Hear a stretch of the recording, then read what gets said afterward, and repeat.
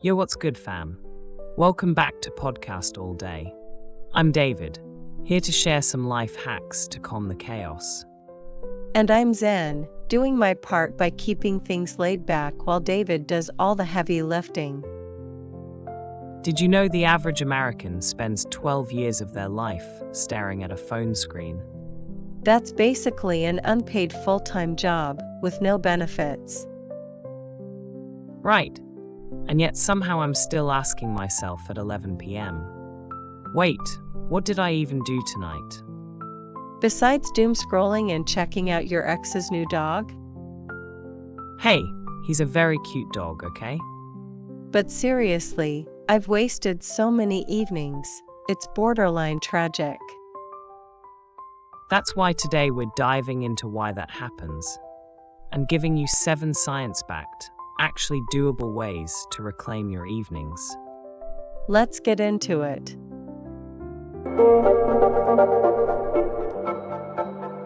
So why are we constantly blowing our evenings? Are we just broken? Nah, we're human, and humans get hit with decision fatigue. Come again? It's when your brain is just done making choices after a full day of adulting. So by evening, it defaults to whatever's easiest and least effort. Oh yeah, that explains why scrolling feels like a brain spa. And let's not forget hustle culture. It's made work-life balance a myth. Especially with remote work. I swear my brain never really clocks out. Same. My dinner table and my workstation are the same spot. It's like Outlook is side-eyeing my leftovers. So how do we stop wasting our nights? First, clear boundaries. You need to switch out of work mode intentionally. Easier said than done. Here's a 3-step ritual to make it happen. 1. Wrap up by listing your top 3 priorities for tomorrow. 2. Close all your tabs. Yes, all 80 of them. 3. Put on a transition playlist during your commute, or fake commute. Sad indie, lo-fi, whale sounds, whatever chills you out. Even if I work from home? Especially then, get yourself a dedicated work-from-home fit. It's extra laundry, but your brain will thank you. What's next? Break your energy into 3 evening blocks. Recovery, activity, wind down. You make that up? Nope, it's based on ultradian rhythms. We work in 90-minute focus cycles, and then we crash. All right, break it down. Recovery block, 30 to 45 minutes as soon as you get home, just chill. Eat, shower, light a candle, stare at the wall, just no screens. Activity block, 60 to 90 minutes, you'll get a second wind. Use it to study, clean, write, do whatever requires focus. Wind down block, time to calm the brain. No TikTok. Read, journal, stretch, dim the lights, anything low stim. But let's be real, ditching the phone? Not that simple. I get it. We live on them. But you can still tame the beast with some digital minimalism. Like throwing it in a lake? Chill. Try these instead. 1. Pick 3 must-use apps for the evening. Hide the rest. 2. Set a Wi-Fi shut-off timer, like 9 p.m. 3. Charge your phone in another room and get an actual alarm clock. Out of sight, out of scroll. I dig it. Even when I do put my phone down, I still can't fall asleep. Might be your room vibe. Your environment seriously affects your brain. That's not just a Pinterest myth? Nope, there's a Princeton study that backs it. If your space screams work or chaos, your brain won't relax. So what do I do? Set up a calm zone. Think soft lights, cozy textures, mellow colors, comforting smells. Make it your own personal wind-down cave. Even when I've got that 60 to 90-minute window, I still don't start anything. That's where the 10-minute rule comes in. Sounds fake. You tell yourself, I'll just do this for 10 minutes, then I can stop. And I'll actually keep going? Usually, the hardest part is starting. Once you do, momentum takes over. But what if a task takes longer than 90 minutes? Leave yourself a cliffhanger. It's called the Zeigarnik effect. Unfinished tasks stay active in your brain. So like mental tabs I forgot to close. Exactly. Pause when you know the next step, so it's easy to pick back up later. I always start these plans strong and then crash. Then use the 2-day rule. Miss one day? Cool. Just don't miss 2 in a row. That sounds manageable. Also prioritize. Don't try to cram in 10 things. Pick 1 or 2 that matter most. Everything feels important though. Then rank them. And try backward planning. If you want to be in bed by 11, work backward to figure out what's realistic. Alright, David, this episode hit me in the feels. Same. But no guilt. We're here to build awareness, not shame. Evenings don't have to be leftovers from the day. They've got potential. Exactly. Try one tweak. 10-minute rule, recovery block, hiding your apps. A little buffet of life hacks. I'm in.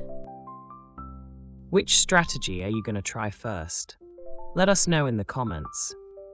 Catch y'all next time on Podcast All Day. Peace. 1. If no one wants to do it, I will do it. In a group or team, when faced with a difficult task, most people will choose to step back and push it to others, because they are afraid that they will not be able to complete it. However, they do not know that behind such situations are valuable opportunities to learn, practice, and grow. Therefore, when you are faced with a complex task, such as a project at work, that no one wants to do, be the first to volunteer to take on that task. That will help you learn many things that you never knew, as well as help you discover the hidden skills within yourself. 2. It's not that bad. Think back. How many times have you fallen into a completely unfamiliar situation, and your mind was filled with thoughts of the worst-case scenarios? Have those fears ever actually happened? The answer is almost no, because the worst things usually don't happen the way you think. In this life, you cannot avoid facing many problems that arise. But remember one thing, that things are not as bad and scary as we think. In addition, we can also choose how to react when faced with those problems. So, no matter what the situation is, don't be too pessimistic, because everything will have a solution. And to help yourself get rid of such irrational fears, remember all the times your negative thoughts didn't come true, and try to overcome the problems you are facing. 3. I won't finish everything today, but at least I have to start. Procrastination is a disease that many of us are suffering from, and one of the main symptoms is the excuses. We tell ourselves to avoid doing the work we planned. You need to understand that the plans we make are worthless if we don't execute them, no matter how carefully we plan. To get rid of this disease of procrastination, you should start doing small parts of the work, or start as soon as you think of it. This will give you more motivation to easily continue and complete the work you have set out to do. 4. I have to talk less and do more. Perhaps we have all met people who like to brag about their work and achievements, because they think that doing so will help them impress the people around them. However, that usually won't happen because actions done in silence are often valued and appreciated more. So, whatever you do, always try to focus on completing that work in the best way possible. At the same time, never let yourself be distracted by false glories, because in the end, they will only confuse you further on the road to success.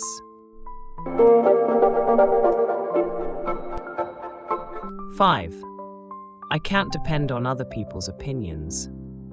Advice from others can help us make decisions easier, but in the end, your opinion is still the most important thing, because we are the only ones responsible for our lives. And we also have to bear the consequences of our actions. Therefore, when you encounter something, don't be afraid or unable to make a decision and frantically seek advice from others. Instead, give yourself a few hours or days to find a solution that works for you. Sometimes, other people's opinions are important, but in most situations, you should just take them as references and follow what your mind and heart tell you. 6.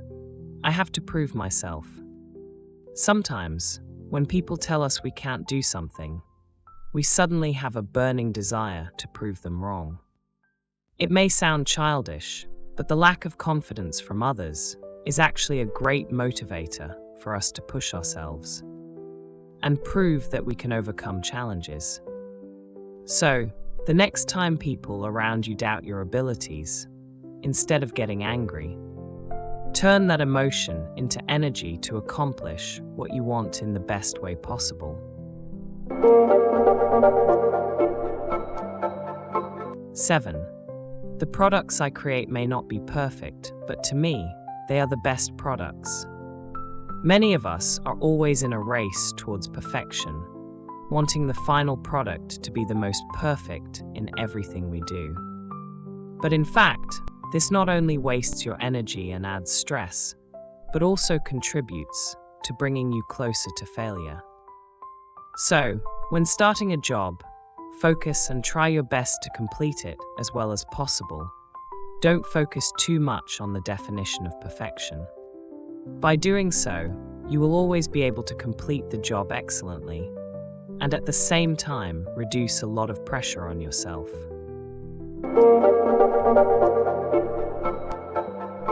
8. I'll do better next time. Perhaps when we can't do a job that we thought we could, each of us will feel uncomfortable. If you collapse, you will be afraid of being discouraged and giving up.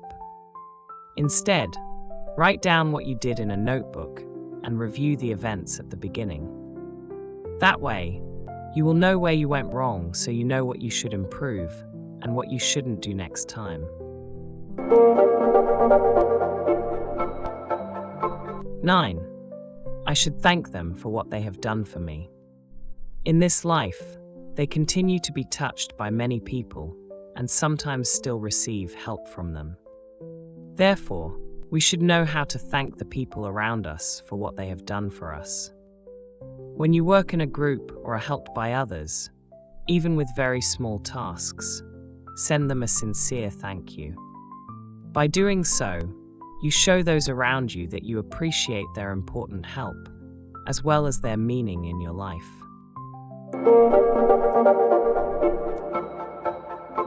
10. The harder I try, the more I will achieve. In the field where we have natural talent, we tend to achieve success more easily because we know what we need to do from a young age. However, in a field where we do not have natural talent, we have to work harder and harder to be able to achieve success.